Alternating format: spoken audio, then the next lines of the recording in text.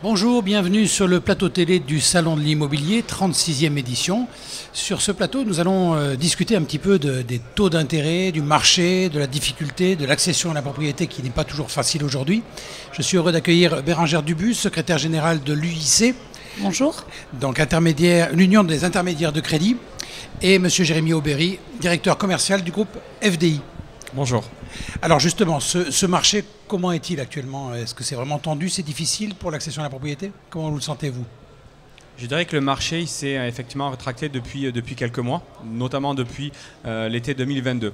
Il y a une forte demande pour l'acquisition d'un nouveau logement, mais aujourd'hui la difficulté, elle est liée à plusieurs sujets, notamment le taux d'usure, on va en parler juste après, l'augmentation des taux bancaires et l'augmentation des prix de vente de l'immobilier. Alors justement, ce taux d'usure qui bouge, hein, on en parle beaucoup actuellement. Le taux d'usure, je rappelle, c'est donc le taux maximum au-delà duquel les banques ne sont pas autorisées à prêter de l'argent. Aujourd'hui, il a été monté donc à 4% au 1er mars. Il était beaucoup plus bas en fin d'année dernière. Et en plus, la nouveauté, c'est qu'il va être réévalué tous les mois et non plus tous les trimestres. Tout à fait. Donc l'Union des intermédiaires de crédit, qui est le syndicat professionnel des courtiers que je dirige, a été très impliqué dès le mois de mai dernier sur ces questions. Et on a vu un petit peu la crise arriver malgré, on peut dire, la cécité de la Banque de France notamment. Ce que disait M. Aubéry est très juste. Dans le logement, et notamment le logement neuf, il n'y a pas de problème de demande. Les Français veulent se loger. Les Français veulent des logements qui sont économes en énergie, veulent des logements qui sont accessibles. Il y a toute cette notion dans le neuf, les Français souhaitent acheter.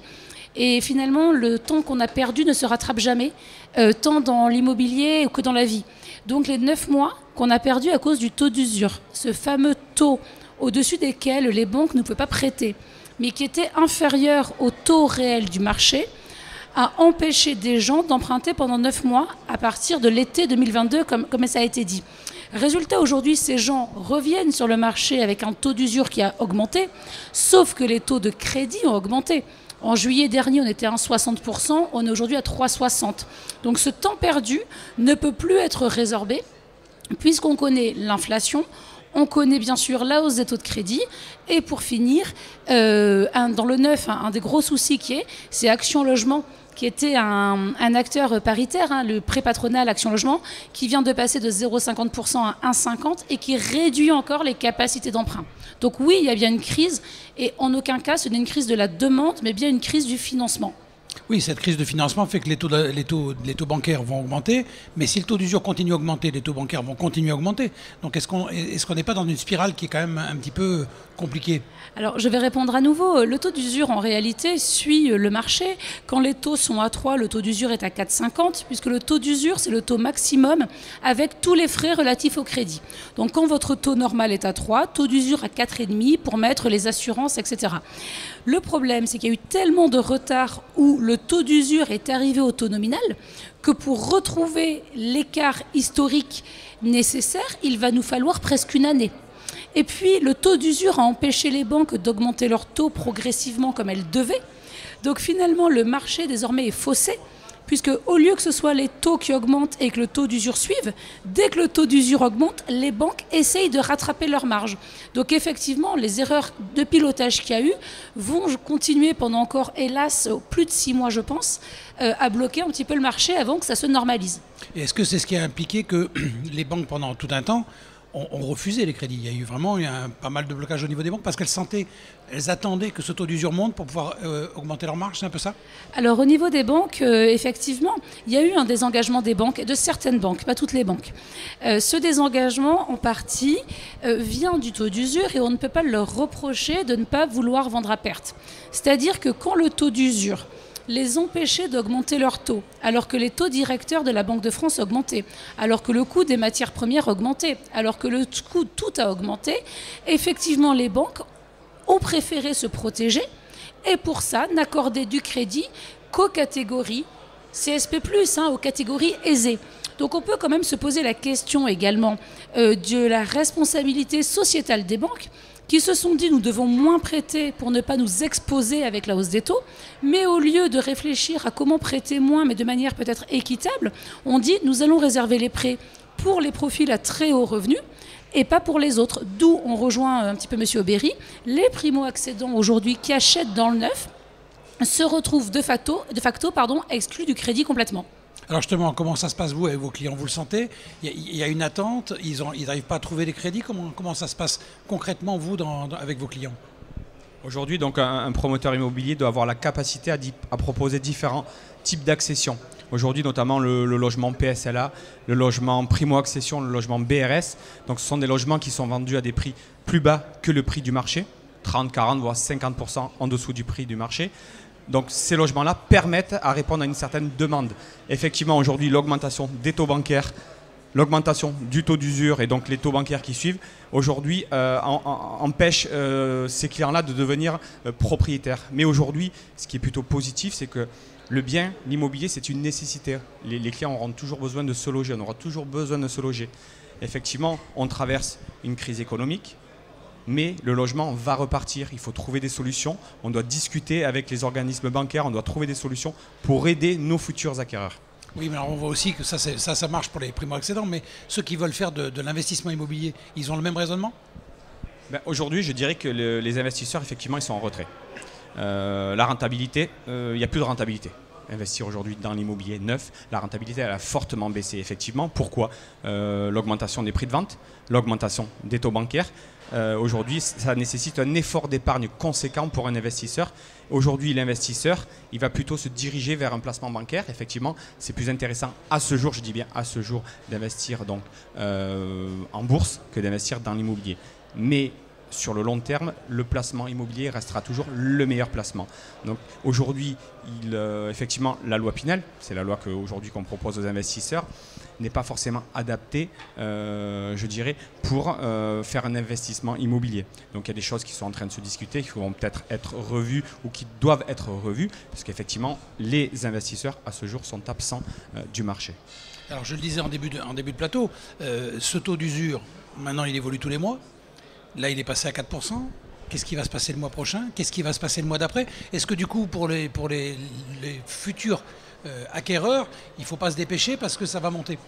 Alors, je vais vous répondre et je vais un petit peu rebondir sur ce qu'a dit M. Aubéry avant, qui était très juste, sur l'immobilier. Je crois que c'est Roosevelt qui disait « l'immobilier ne se vole pas, l'immobilier ne s'envole pas, l'immobilier ne disparaît pas ». L'immobilier est le placement le plus sûr et se loger est un besoin et un droit fondamental. Donc, effectivement, cette crise va devoir être résolue, va devoir se résoudre, on va devoir trouver des solutions.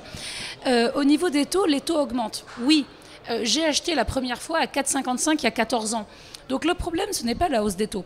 Le problème, c'est cette conjoncture où on retrouve la hausse des matières premières, la hausse des fonciers, la hausse des taux, où on retrouve le désengagement de certaines banques sur les profils et les catégories populaires.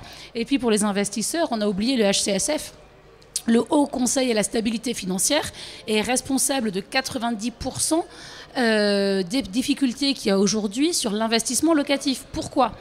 En ayant changé le mode de calcul du taux d'endettement des investisseurs et en limitant leur endettement à 35%, de facto, 90% des gens n'étaient plus éligibles au crédit alors qu'ils l'étaient. Les 10% des gens qui restent sont ceux qui n'ont plus de crédit en cours, soit des gens de plus de 50 ans en moyenne, qui eux se retrouvent bloqués par le taux d'usure, puisque le coût de l'assurance élevé avec l'âge va les bloquer.